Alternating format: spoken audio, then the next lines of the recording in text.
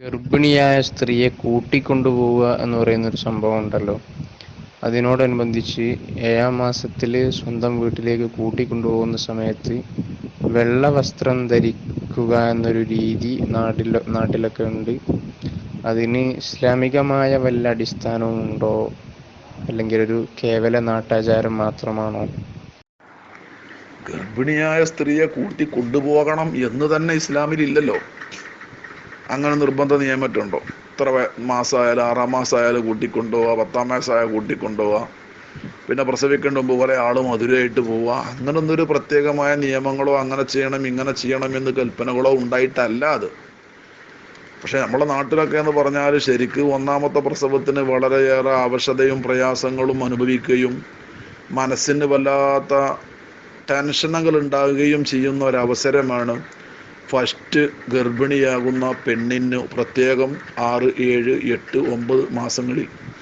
അപ്പം എങ്ങനെയായാലും ഭർത്താവിൻ്റെ വീട്ടിൽ എത്ര സ്വന്തക്കാരും ബന്ധക്കാരുമാണെങ്കിൽ പോലും തൻ്റെ ഉമ്മായുടെയും നേരെ അനുജത്തി ജ്യേഷ്ഠത്തിമാരുടെയും തൻ്റെ സ്വന്തം വീട്ടിലുള്ള ആ ഒരു സ്വാതന്ത്ര്യവും മനസ്സമാധാനവും പൊതുവെ ഭർത്താവിൻ്റെ വീട്ടിൽ ലഭിക്കുക വിഷമാണ്.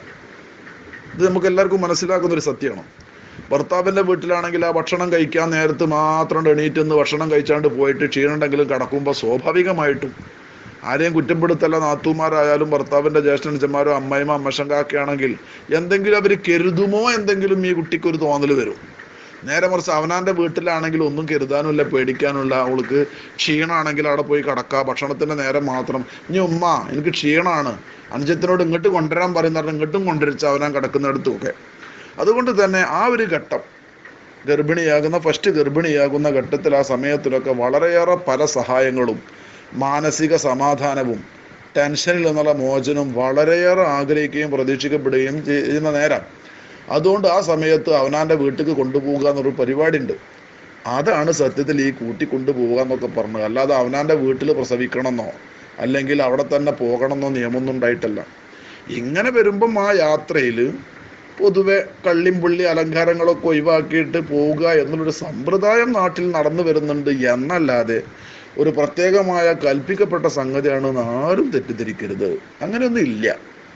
പക്ഷെ പഴമക്കാർ കാട്ടുന്ന വല്ലാത്ത അലങ്കാര വസ്തുക്കളും മറ്റുമൊക്കെ ഒഴിവാക്കിയിട്ട് പൊതുവെ തന്നെ ആ ഒരു കാര്യം ശ്രദ്ധിക്കാറുണ്ട് എന്നതിൽ കവിഞ്ഞ് വെള്ള ധരിക്കണമെന്ന് പ്രത്യേകം ആ സമയത്തിലുള്ള ഒരു സുന്നത്തായിട്ടോ കൽപ്പനയായിട്ടോ എവിടെയും കണ്ടിട്ടില്ല, ശ്രദ്ധയിൽപ്പെട്ടിട്ടില്ല. അല്ലാഹു ആലം ബിസവാബ്. അസ്സലാമു അലൈക്കും.